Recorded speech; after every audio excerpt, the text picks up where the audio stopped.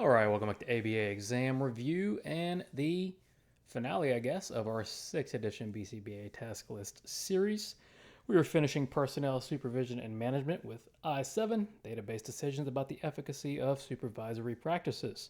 So, starting where we finished with supervision and management, we are still making supervision decisions based on behavior analytic ideas. And we are data driven. We use data for everything in practice, and that should be the same for your supervising needs and your supervisees themselves.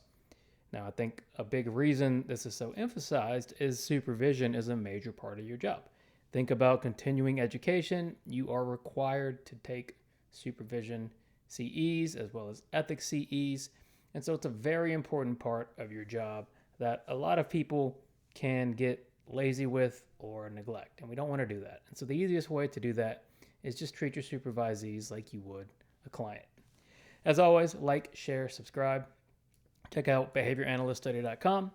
Now that we're done with our task list series, we're going to go back to our mini mocks, I should say, and make a lot more of those as complements to this. We're also going to go into some more detail about certain terms and ideas, and those would be more deep dive videos rather than broad overviews. So be on the lookout for all of those. If you want to get notifications, be sure you subscribe to our channel. Other than that, keep working hard, keep studying hard, and let's get going. How do we evaluate your success as a supervisor? Well, you do it objectively. You should take pride in your capabilities as a supervisor. Not only are you great with clients, but you want to be great at training and with your staff. Because what we need to remember is there's only one of you, and you may have 10 cases and 15 RBTs working for you. You want all those RBTs to be as close to you as possible in terms of skill and implementation and everything else. And so we want to look at that objectively and say, how are we doing as a supervisor? We want to think about our own behavior as a clinical variable. If the staff is failing to build skill fluency, if the clients are failing to meet mastery criterias, we have to look at it as a failure in our supervision. We don't want to go and blame our staff immediately. That's the easy way out, and we want to avoid that when possible, because what we're trying to do is go down the client route where you wouldn't blame the client, you would just change your plan. We also don't wait for these annual reviews and these 6-month reviews to check on our team. Every time you supervise somebody, every time you see a supervisee, ask how they're doing, ask for feedback, ask if there's anything you can help with. And this is going to go a long way for rapport as well as trust, and it's going to establish, hopefully, you as a person that your team can come to and feel they can express honestly how they're feeling about their job. And that's the only way to get better is honest feedback. When you're in the clinic, you should be there making staff better.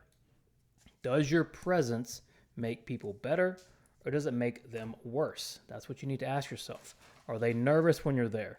Are they on edge when you're there? Or are they happy you're there because you're a source of information or comfort or help or whatever it may be? So ask yourself, how do I affect others around me when I'm at the clinic or supervising?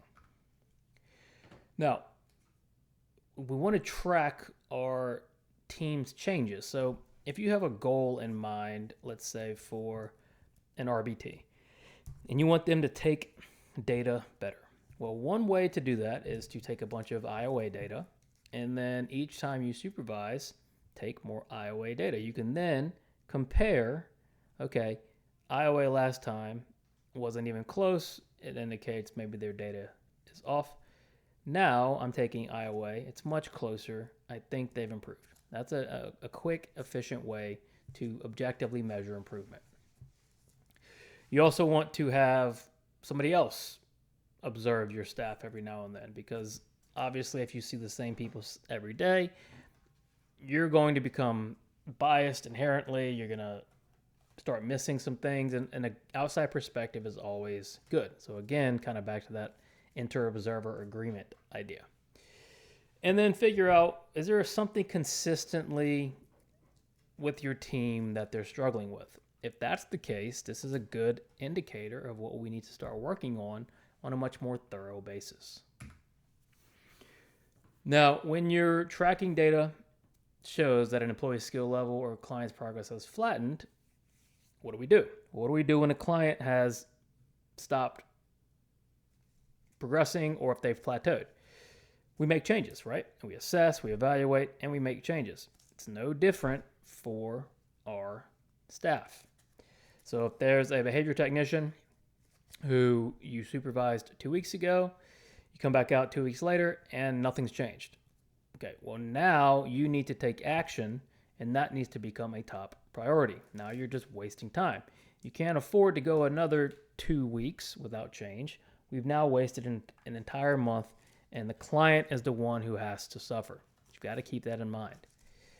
And finally, always when you're graphing, this goes for clients, this goes for staff, use phase change lines, use condition change lines, show where you made your adjustment.